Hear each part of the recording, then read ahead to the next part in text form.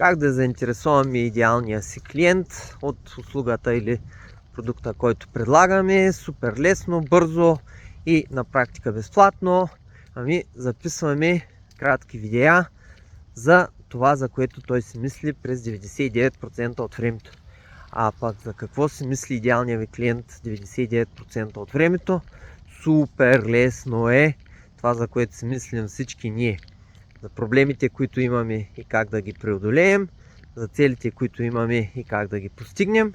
И третото нещо, което си мислим, е как ще се чувстваме след това, когато сме се справили с проблемите си и сме постигнали целите си. Тъй, че ако говорите предимно за тези три неща и как вашия продукт помага на клиента да се справите с тези три неща, много бързо ще го заинтересувате и ще имате ангажираност към видеята си. Ако ви интересува как точно да става това и как по 180 различни начина може да казвате едно и също нещо, скоро време ще запиша и ще пусна още видеа по темата, така че последвайте ме. Поздрави!